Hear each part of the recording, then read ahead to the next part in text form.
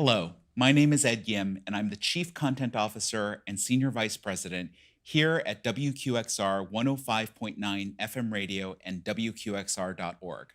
On behalf of WQXR, it's my pleasure to welcome you to the 2021 Avery Fisher Career Grants virtual ceremony.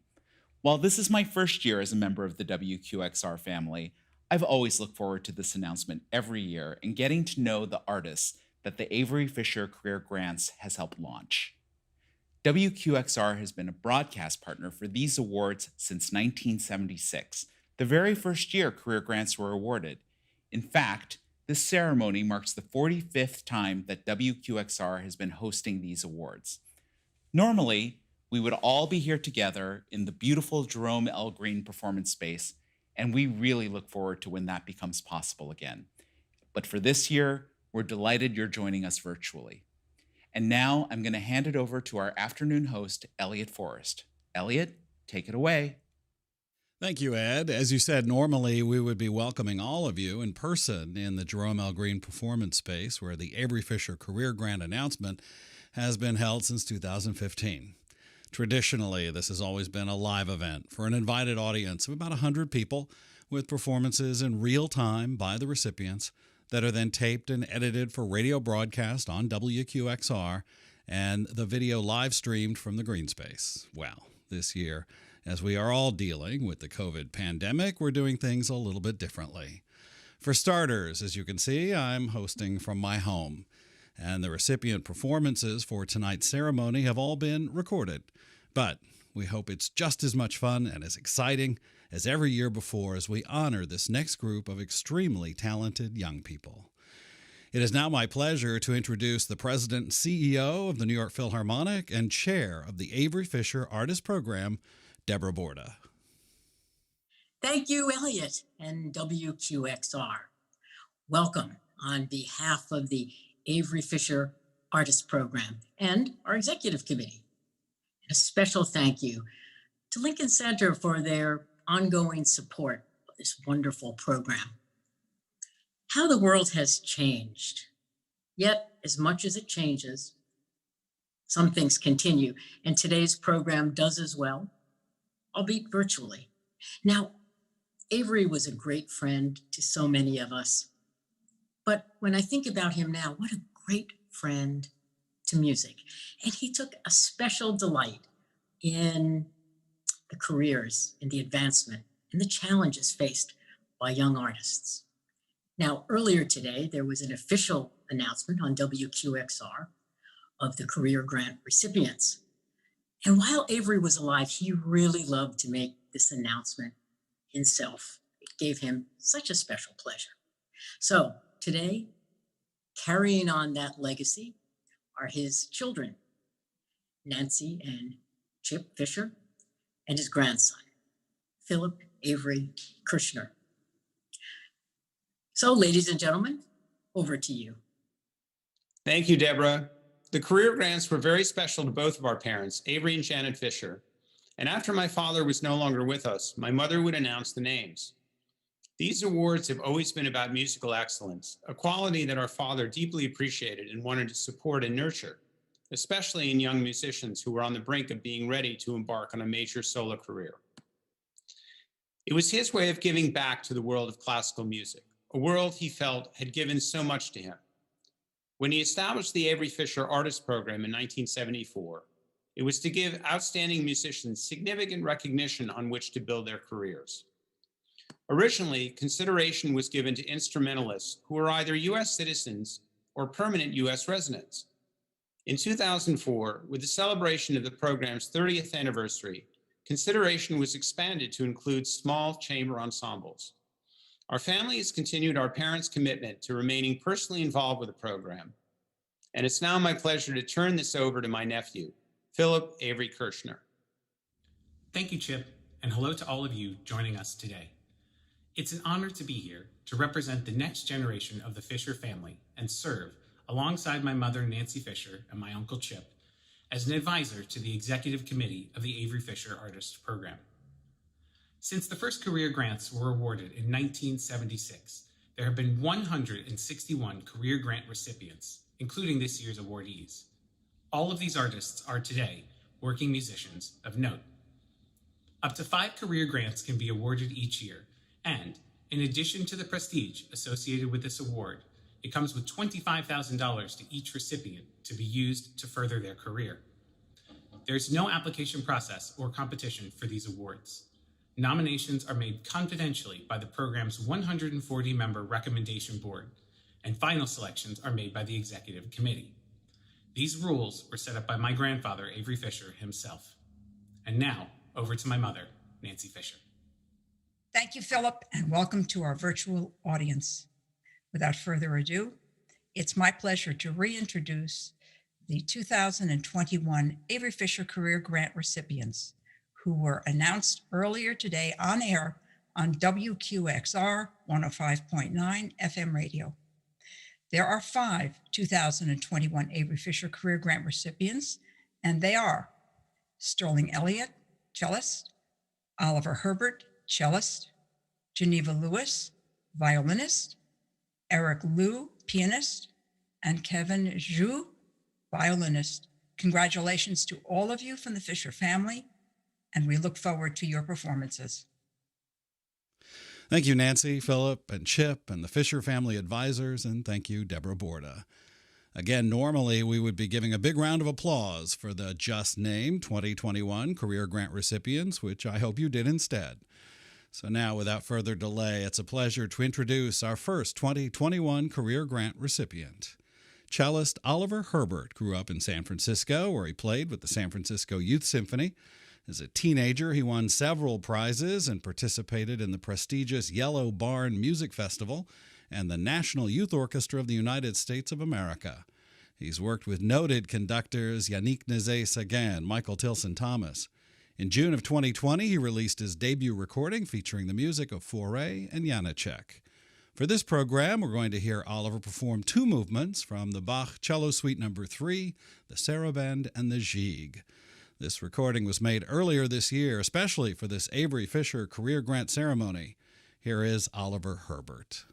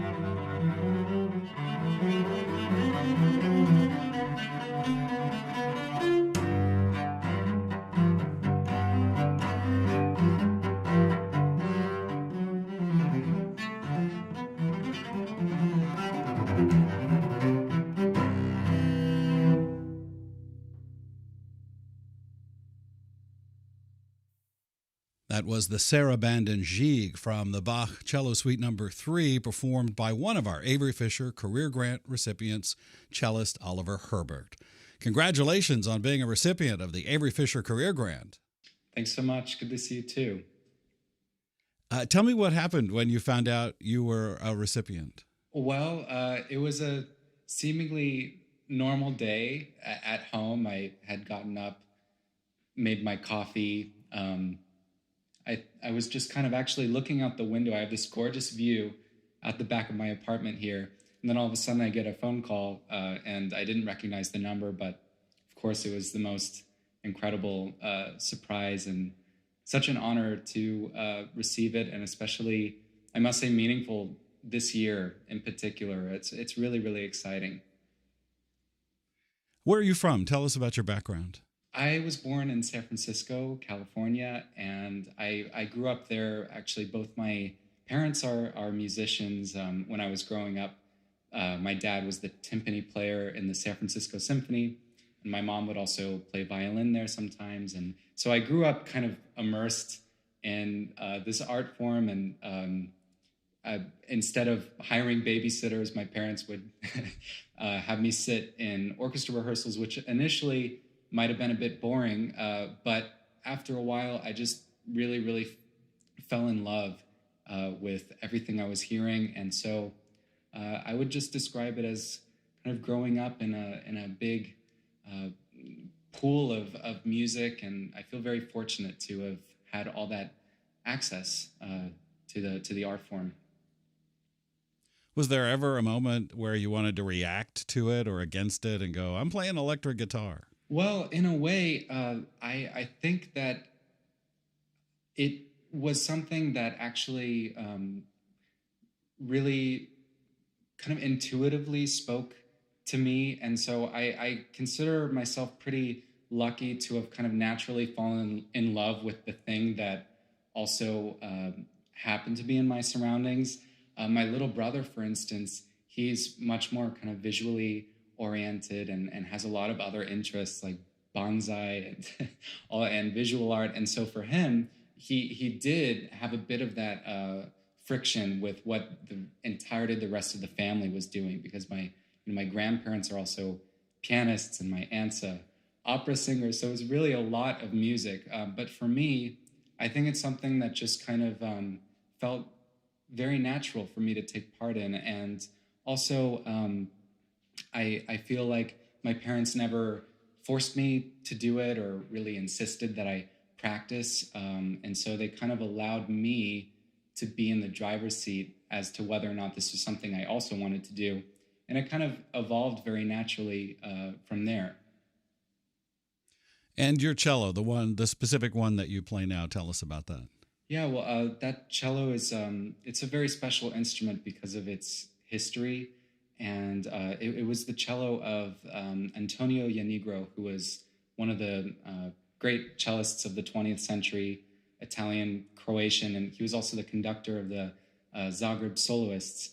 And his son, Damir, who lives in Cleveland, I'll give a shout out to him because he is the person who is so generously loaning this instrument to me. And the idea behind the instrument after Antonio passed away was that it would be in the hands of young people that are at the starting point of their careers. And so he happened to hear me play in Cleveland, and this is the son, Damir, and he just said, hey, I have this cello at my house. Would you like to come and try it? And then it ended up being his father's cello. And so that's basically what I've been playing on for the past 2 years now. And it's a really amazing instrument. I always like to tell people that when I take it out of the case to practice, say I'm learning a piece for the first time, I feel almost like the instrument knows the piece better than I do. And the fact that it's been played in all of these places around the world is very humbling and a huge inspiration. Tell us what this last year has been like. I'm certain you had all sorts of things that were canceled. Yes, there were a lot of cancellations for me and for everybody, of course. But I must say, I think I have a lot to be grateful for where I am. I mean, it certainly could have been a lot worse. I have a place to live, and I think this year for me has been something. It's been a really great chance for me to kind of get in touch with who I am, sort of detached from cellist Oliver, if that makes sense, because especially having grown up around so many classical musicians, I realized so many aspects of my identity have to do with being a musician, and mostly in very positive and constructive ways. But this was kind of a nice chance this year to take a step back and get some more perspective and to realize that what are the consistencies about who I am that remain even when the environment doesn't allow us to make music in the same way. So that's been really definitely a silver lining for me. And also it's forced all of us to sort of rethink and recalibrate the way that we're approaching our art form. I'm hoping that as we come out of this, all the positive things that I've been seeing my colleagues doing, I hope that it carries through. And I think that it's going to be really epic, the return of everything. Very wise. Cellist Oliver Herbert, congratulations to you. Thanks so much. Violinist Geneva Lewis was born in Auckland, New Zealand, and has been called an artist to watch by the Violin Channel. Lewis is currently in the Artist Diploma Program at the New England Conservatory of Music, where she studies with Miriam Fried. Lewis comes from a musical family and made her solo debut at the age of 11 with the Pasadena Symphony. She's since performed with orchestras all over the country and is a member of the Callisto Trio and is artist in residence at the Da Camera Society in Los Angeles. We're going to chat with Geneva in a moment, but first we're going to hear her perform Telemann's Fantasy No. 2 in G. It has 3 movements and was recorded just for this special occasion. Ladies and gentlemen, Geneva Lewis.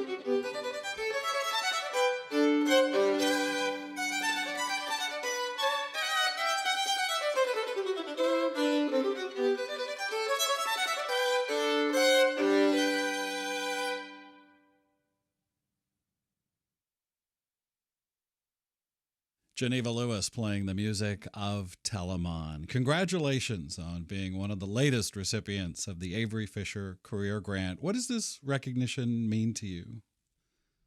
Honestly, when I first got the call from Veronique, it was incredibly overwhelming.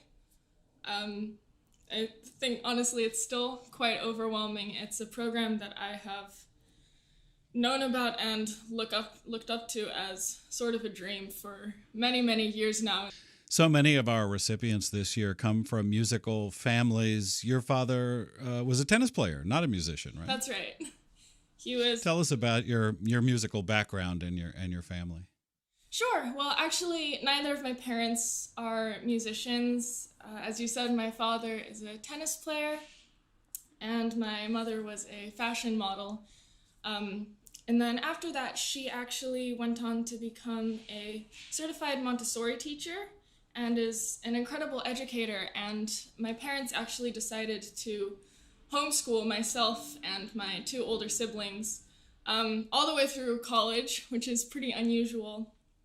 And we sort of just got involved in music professionally by chance, in the sense that it was introduced to us as something that my parents loved. They're both huge classical music fans, and especially with my mother being a phenomenal educator, she valued music as being incredibly important for any young child or child of any age. And coincidentally, I stuck with it, and both my older two siblings as well. One's a pianist, one's a cellist, so kind of unusual. Well, that makes a trio. You play together sometimes, don't you? We do. Unfortunately, now that we live across the country, they're both in California, we have less opportunity to do that. But especially when we were younger, we had our Lewis family trio growing up, played in various arrangements, different things all the time. Tell me about your thinking regarding making these decisions in your life, whether, okay, I'm going to be third chair somewhere or a solo or chamber music. How do you come to that? I think, of course, it matters what opportunities are presented to you in the first place. I mostly find myself saying yes to a lot of opportunities. When I can, I like to try out new things and see what's out there. I've found that chamber music to me is perhaps the most fulfilling, because what I love about music is the way you connect with people, and just having had so many experiences where you get to know someone and form very intimate bonds just by the way they play and by playing together. That's very special to me. Also playing solo music, I love the feeling that whatever is being produced is just what it's completely me, and I think that's a very special feeling, to just have some sort of channel in which you can really express yourself authentically. So I think perhaps the fact that I'm most passionate about those two avenues has led to more opportunities coming up in those areas, but I wouldn't really say no to a lot of things. This has been such a challenging year for so many people. Has there been an upside at all for you? I think there are two things that have stood out for me as being really amazing. The first is that I got to spend so much more time with my family over that period of time from about March through August, where I was home and both my parents live in California and my siblings and some extended family. So getting to see them when I really haven't had the opportunity to since I left for college in 2016 really made me reevaluate my priorities in a way where maybe after I got over that initial stage of, I want to get out of here for no particular reason, but, gonna go be independent and do my own thing. And now I'm feeling a much stronger sense of, I want to go home whenever I can. And I've been away from California for 2 days and I'm already homesick, so that's been one interesting change. And as far as music, I think something that I experienced, and probably many of my peers, is that I hadn't really allowed myself to take a break for a long time, because I feel like there's this attitude where I've felt pressure, whether it's internal or external, both, to always be trying to do something and get somewhere and just keep really busy, which I love doing. But, I put my violin down for a bit. I took some time off, and when I came back to it, I just really wanted to play, and I wanted to figure out new things on the instrument. I wanted to take some time to go back and revisit some fundamentals that I maybe couldn't do before when I'm getting ready for a concert deadline in 3 weeks, and you just got to make that repertoire sound good for the concert. And I just felt like I rediscovered my relationship with the instrument, which was really beautiful, actually. We're going to see a video of you playing the music of Amy Beach. When did you discover her music? I think for a while she was one of those composers whose name was kind of always there. But the first time I played her music was at there was a 150th anniversary celebration, I think in 2017. In Boston, there was a festival that was celebrating her music, especially she's very closely tied to the Boston area. And I played her flute quintet, if I remember correctly. And it was, her music is just incredibly beautiful. And I wanted to play the romance for this particular event because it's not played so, it's not, completely obscure, but it's not played so often, and it's so stunningly beautiful. It's one of my studio mates played it last year or 2 years ago, and I was really taken with it and was hoping to play it ever since. Well, let's hear you play the music of Amy Beach. Geneva Lewis, congratulations. Thank you.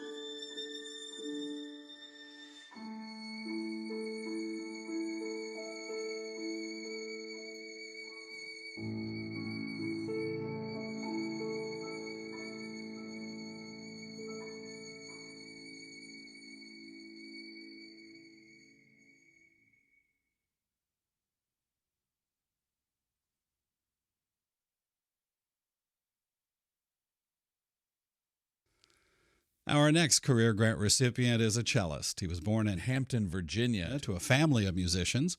Some of his many notable accomplishments in his 21 years include winning first prize in the senior division of the 2019 annual Sphinx competition, where he was the youngest finalist. He also won the Audience Choice Award in that same competition. He's performed with orchestras around the U.S., and he's one of the youngest players to sub with the New York Philharmonic. He's in his senior year at Juilliard. We're talking about cellist Sterling Elliott. We're going to have a chance to chat with Sterling in a little bit, but first, we're going to hear him perform the second movement of César Franck's Sonata in A major for cello and piano with pianist. This is cellist Sterling Elliott.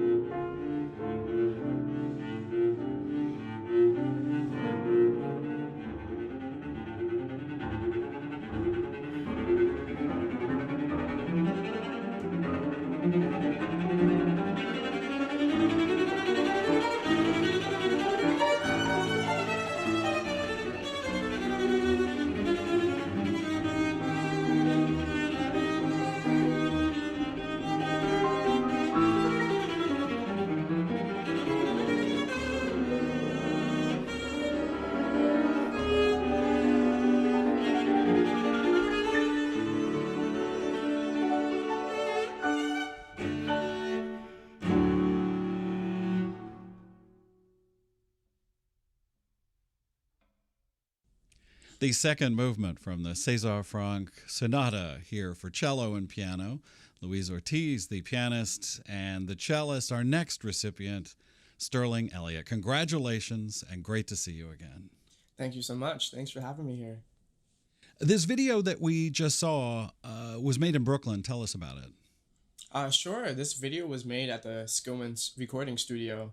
And this is actually kind of my first experience with professional recording studios. So usually I'm used to slugging around my own microphone and camera, recording equipment to the nearest local church or classroom, and just doing takes myself. But starting this year, I'm going to try to be recording everything specifically at Skillman, or really just any kind of professional recording studio. The biggest benefit for me is that I can finally release these videos to public, because at the moment I have years with recordings at school that will just never see the public eye. But now I'm going to be very excited to be releasing these videos on my website and just on social media. So yeah, this is kind of a great start to the new year.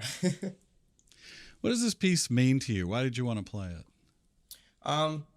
This piece has kind of always been on my wish list. So for the most part, I don't have too many sonatas under my belt for my repertoire. Ever since I was young, I've mostly just been learning and playing numerous concertos with orchestras, of course. But also, of course, that's just an activity that's not technically existing right now. So what better time to start my wish list of sonatas, which is honestly quite long. So I started with Franck Sonata, which has always been one of my favorites. And I also was recently let on that there's a rumor by the one and only Pablo Casals that this piece was actually originally supposed to be composed for cello and piano. And of course, I'm not sure how true that is, but I actually really believe it. I really do think that, and don't get me wrong, I love the violin version. I mostly listen to a violin recording. However, I can't help but think that there's just much more of a soulful quality, I guess, from the cellist timbre, and what can I say? I really love playing it. So yeah, it's been a great joy playing one of my dream works. Who are the top 3 composers for cello you love right now? My favorite composers list is really based upon what I'm working on at that moment. And so right now, if you were to ask me, Franck would definitely make that list, despite his absence of cello repertoire. It's just I really love the Franck Sonata at the moment, so that's he makes it on the list for me at the moment. Another person that I'm also playing one of his works would be Dalla Piccola. I'm playing one of his solo cello works. So he makes the list for me at this moment right now. And a classic that will pretty much always make the list for me is Robert Schumann. I'm currently playing his cello concerto once again, and it's my favorite cello concerto. I've had a long kind of history with this piece throughout my college years, and super excited to be playing it again for my college edition. So that would be my current January 2021 top composers. Congratulations again on the Avery Fisher Career Grant. What does this grant mean to you? This grant is really just kind of a public recognition of all of my past and current musical endeavors, accomplishments, and aspirations. It's really great, I guess, to have it recognized in such a such a profound and professional way. I mean, when I got the call for the award, I was just absolutely flabbergasted. I was just caught off guard. Just the last thing that I could have expected from these rough times during this rough year. It was honestly just a great way to go into the next year. It's been so great seeing that my musical endeavors and accomplishments and aspirations are being recognized by someone as esteemed as the Avery Fisher Program, and more. So it's really just an encouragement for me to just continuing doing what I'm doing. Clearly, it means I'm doing something right. But yeah, I'm just really excited to just keep going full speed on all my goals, and yeah. You started when you were very young. Is there some video when you were 3 playing the cello? There is video of me playing my very first recital at the age of 3. I think the video starts out with my mom probably helping me set up, and it's probably full of me staring at my mom. I used to always stare into the audience or at random things while I was playing when I was young. But it's a very cute video on YouTube. Check it out. Tell more about the whole family. You come from a very musical family. So my mom started the whole thing. She's the pioneer of music in our family. She always had this goal of wanting to have a musical family, specifically a family string quartet. And as I recently learned, her initial goal for the family string quartet was to have 4 children, and that'll make the quartet. However, I am the youngest of 3 children, so clearly that means after me, she gave up. She was like, no more kids, which I can completely understand. So she joined the crew. So it was my 2 older siblings, which played violin, and my mom also plays violin. We started out 3 violins at first, and then she eventually hopped into the viola. But yeah, so clearly me being the youngest, I was destined to play the cello. She actually had the cello waiting for me while I was in the womb. But I guess I didn't feel that same destiny for myself. When I first started playing the cello, I'm pretty sure I somehow managed to tear the neck off of my first cello within a week.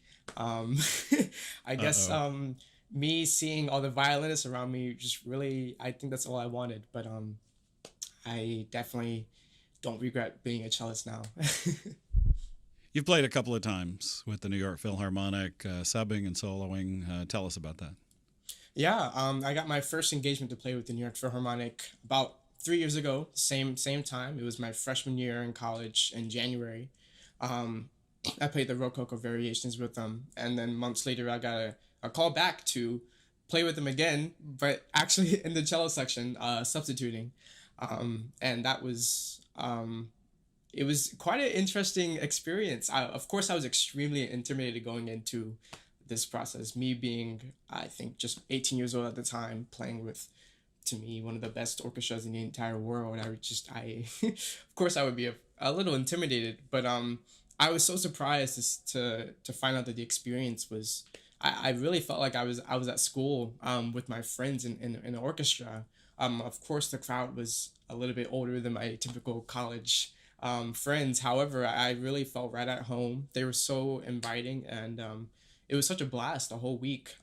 Usually each cycle is an entire week, so definitely one of my favorite experiences. Can't wait to do it again. You've been working on some cars lately. I'm concerned about your fingers. Are you? I definitely am concerned at times. Try to wear my thickest gloves at all times, but yeah, I really love working on cars. It used to be one of my biggest hobbies back in high school.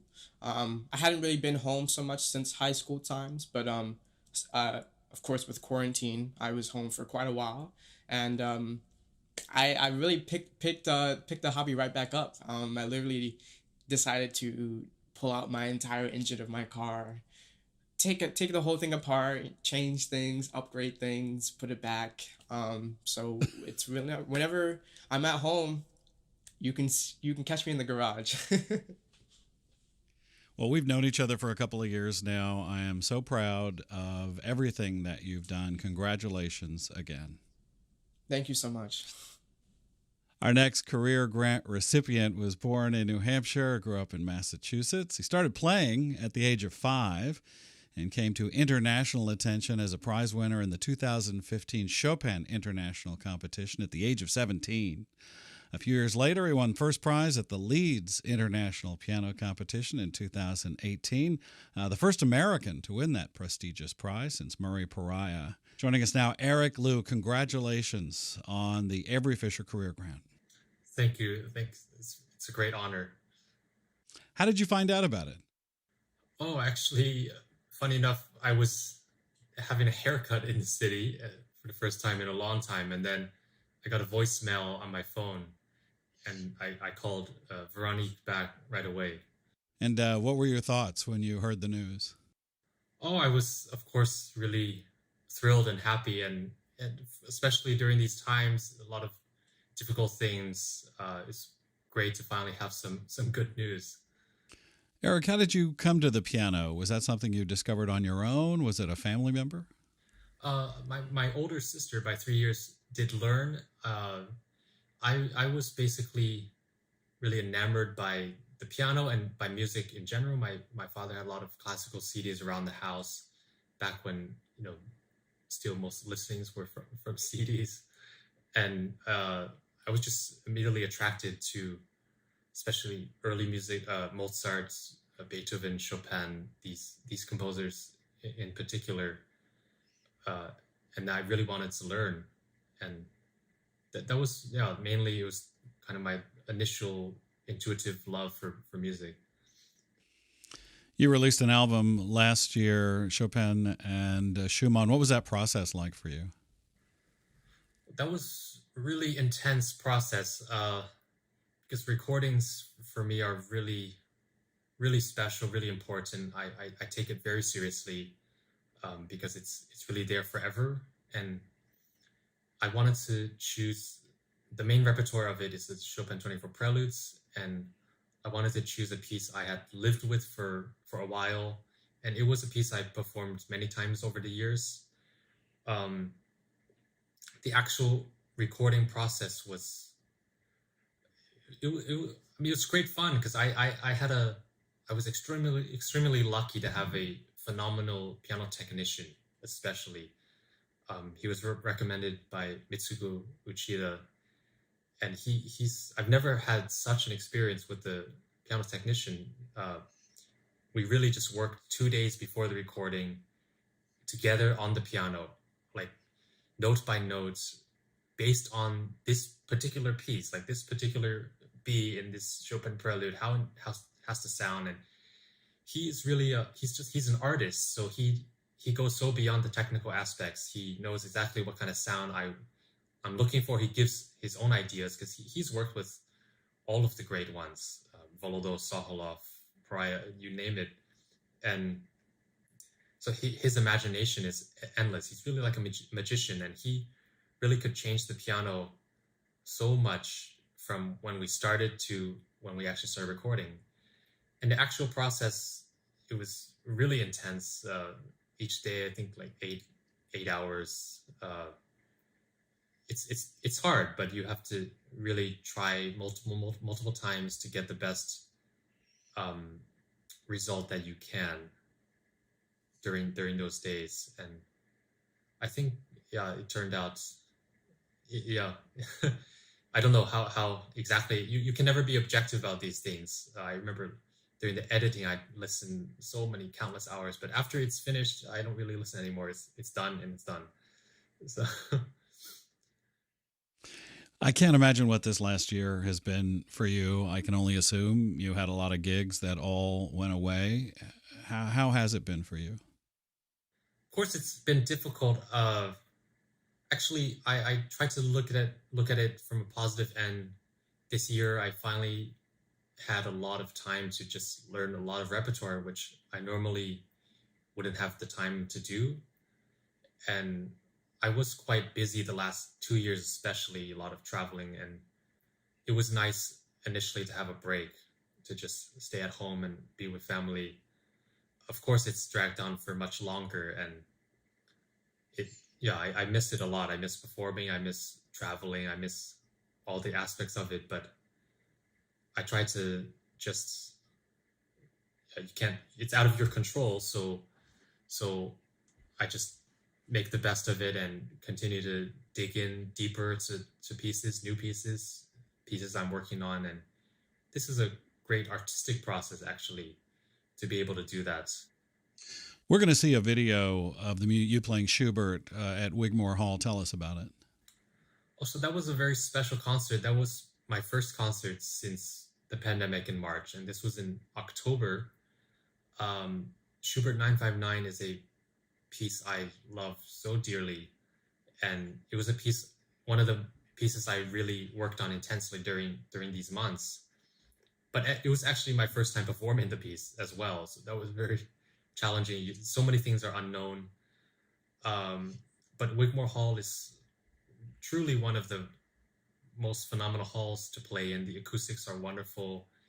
Even though it was limited audience, you really feel the audience there. They really know, and they're extremely attentive, especially in something like Schubert, which requires this ethereal atmosphere from everything to create in the hall, and they were a part of it. I really felt the whole way through. So I enjoyed that experience a lot, even though it was a first for a long time, and I was very nervous. that was something. Well, let's take a look. We'll hear you play Schubert. Eric Liu, congratulations again. Thank you. Thanks very much.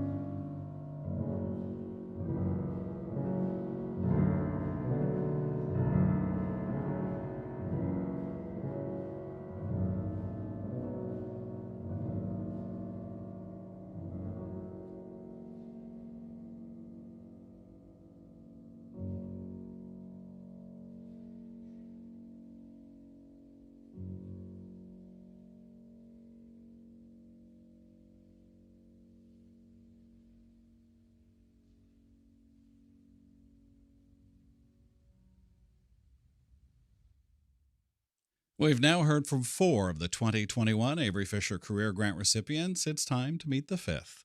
Born in Annapolis, Maryland, violinist Kevin Zhu just turned 21 this past November and has already amassed an outstanding record of concert performances and competition wins since he began playing violin at age 3.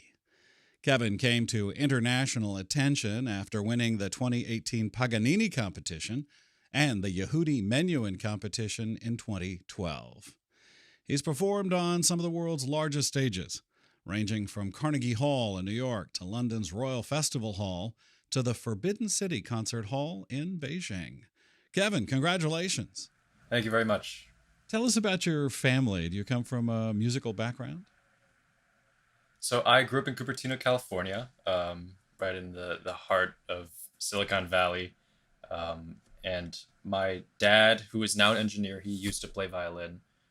So when I was really young, I think around 2 or 3 years old, he would, he kept up violin as a hobby from his days in China. And he would go into the living room and play some Chinese folk songs for me to listen to. And I'd sort of always take attention to that. And I think they knew that it caught my eye and my ear. So that's how I started. And how did you come to find out you were a recipient this year of the Avery Fisher Career Grant? Was it a big surprise? It was a surprise for sure. I wasn't expecting it, and it's really sort of an immense honor. So many great artists and musicians have gotten it before me, and it's a huge sort of bestowment, not only in terms of financial help, but also this community of artists. So I'm very grateful and honored to have this award. You study at Juilliard. You may not know this, but I was on pre-COVID on tour with Itzhak Perlman, and I've learned so much from him. He's one of your teachers. What have you learned from him? He always presents such a refined and elegant view of music through the lens of his performing career and expertise, which has spanned I don't know how many decades, traveling all over the world. And he always presents it with this touch of charm, and he always makes music and the way he teaches very welcoming and warm, and very supportive and encouraging as well. I'm curious, not just learning about music from him, but also does he talk about stage presence and the business of music as well? At times, yeah. I think most of the time he likes to focus and work towards the sort of pure musical goals. That's just what he's most passionate about and what most devoted to. And sometimes if there are things like, career advice or business or kind of management things, he'll jump in occasionally. I understand you're a cultural ambassador for a foundation in China. Tell us about that. So in China, there's a pretty good history of violin teaching and playing. One of the great teachers of the past century was Lin Yaoji. And basically he taught a lot of the current Chinese generations teachers, basically. So he was sort of the grandfather of modern Chinese violin playing. And I was lucky to meet Professor Lin's daughter at the Menuhin competition in 2012. And even, I was 11 years old at the time, but I think we recognized in each other the potential for sort of expanding the outlook and perspective of violin playing by people just descended from this sort of line of violin teaching and playing. Do you have a Stradivarius? Is that what you play? I do. It's on loan from 2 foundations. One is in Washington, D.C., and the other is the Rare Violins of New York Violin Shop, and they run a program called In Consortium, which basically pairs together young musicians, aspiring musicians, and donors or benefactors. And I think, personally, I might be biased, but I think it's a win-win for everyone. The instruments get they grow and they develop as people play them, and obviously the musicians grow and develop as they get to play these fantastic fine instruments. So it's one of the many things I have to be grateful for. Do you know who played it before? Do you feel their spirit when you play? I'm not exactly sure of the provenance of the instrument or who owned it, who played it before me. All I know is that the name is from a British banker in the late 1800s named Lord Wandsworth. This has been a tough year for everybody. What's it been like for you? Definitely strange and definitely sort of uncertain, but I've been coping with, online sort of performances and streams, and some actually I was lucky enough to be able to play in-person concerts this past summer in Germany, and also in October I flew to Italy with a work visa, which is crazy to think about now, but and also I played some chamber music in Chicago, and I'm very grateful for that. Obviously, there are many things missing from the cultural and classical music scene, but those are to be expected, and we still have, as musicians, many things to sort of be thankful for. We have our music, we have our daily work inside our little practice spaces, and I feel that I'm in a position of sort of privilege almost, because I'm a student, and I mean there are many people who have had it much worse than I have. So we're going to see a video of a Fritz Kreisler arrangement of a Paganini work. Tell us what we're going to see. So this piece is originally composed by Paganini. It's called I Palpiti. It's based off of one of the famous arias of the time, famous Italian aria. And basically Paganini wrote variations in his very typical virtuosic and crazy and Italian romantic kind of style. And Fritz Kreisler, who was one of the greatest violinists of all time, who lived from the late 19th to early 20th century, he made an arrangement of this piece and sort of added a little Viennese touch to it. Kreisler was, of course, from Vienna, and he brought that taste and musical sensibility to everything he played, and his tone and his sort of sweet approach to the instrument, and also his composing and arranging. So it's Paganini with a twist. And you're with Rohan da Silva, who's been the collaborating pianist with Mr. Perlman for a long time.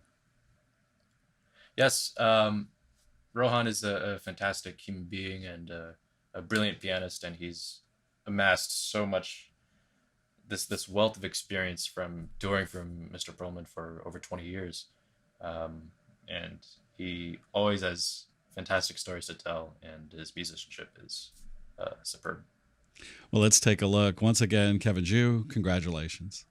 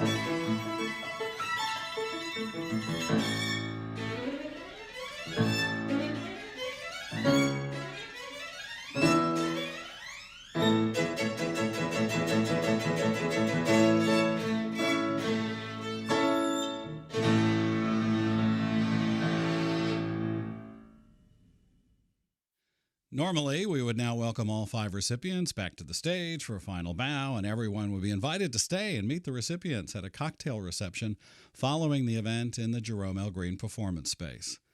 Unfortunately, this year, all we can do is raise a toast on our own as we congratulate this year's 5 2021 Career Grant recipients. Thanks so much. Thank you. Thanks very much. Thank you so much. Thank you all for joining us for this year's ceremony.